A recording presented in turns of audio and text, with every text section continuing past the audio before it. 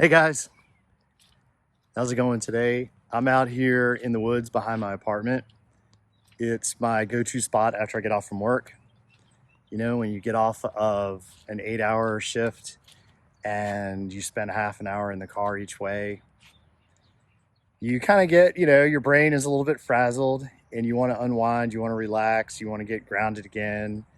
And this is where I do it. It's right behind my apartment. There's a swamp between where I'm standing right now and my building. You can kind of see it behind me if I pan back. This is what this part of South Carolina used to look like. This was predominantly swampland. And of course, it got drained and developed. And now we have traffic. You might be able to hear the cars in the background. Hopefully, you can hear some of these birds that are chirping.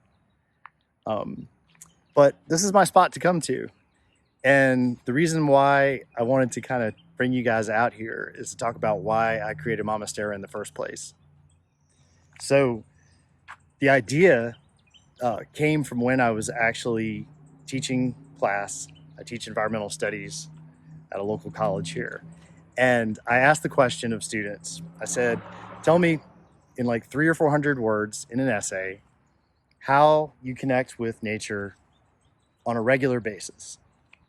So it's fine if you want to talk about your annual vacation with your family where you go camping and all that, but I really want to know, how do you connect with nature? How do you get outside and connect with nature on a regular basis? It doesn't have to be daily. Just what do you do? What do you fall back on? Because we know that when you go out in nature, it's good for our mental well-being. We know it's good for our health. The air is cleaner, believe it or not, than what we breathe indoors. There was a study that was published back in 2001, funded by the EPA, and it's still the number that's quoted even today, that Americans spend about 90% of their time indoors. That includes the time they spend at work, the time they spend sleeping, and the time they spend in a car. Very little time is spent actually outside. And we know the benefits of being outside. We feel it when we come out here. So I asked the students this question, and the responses I got were very interesting. They fell into a couple different broad categories. One is students felt kind of disconnected, and that's not surprising. I mean, these days, there's a pandemic going on still, and students are kind of stuck in their dorms, they're stuck in their house, whatever it happens to be, and they don't feel like they can really go outside safely. That kind of stuff's understandable. They feel disconnected. A lot of us feel disconnected. Then there's this other group. It's like, well, I use the outdoors during an activity. So like, let's say hiking or hunting or fishing or, I don't know, rock climbing, running, biking, whatever it is. And there's this link between being outside and doing an activity. And this is kind of how we sort of are, right? We're like, these days in the modern world, we come outside and it's like we have to be doing a thing. So I've got to run a certain distance. I got to go down to this trail and then take a right and then go this way and go that way. But what if you just go outside and you just walk and you do it quietly and you do it pointlessly? Like there's really no aim to what you're doing. All you're really going to do is just go outside and experience the outdoors, whether it's in the woods like I'm in right now, or whether it's at the beach or in the desert, wherever you happen to be. For me, I'm just in a lowland swamp and it's terrific. There's loads of birds and stuff. If you're at the beach, it's a completely different experience. There's still plenty of wildlife. There's still nature.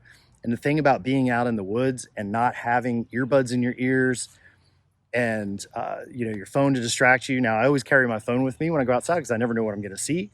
And I never know, like, if there's a plant I want to look up or a bird that I want to know what call it is and I can't quite pin it down.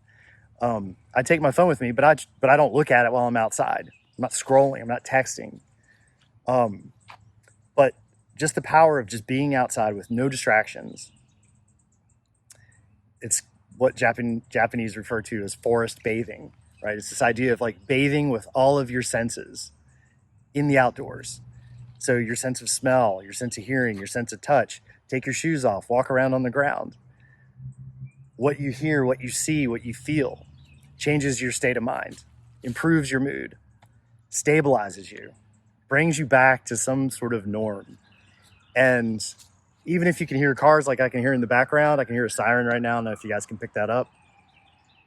Like, it doesn't matter because I'm out here in the woods making a video with you guys.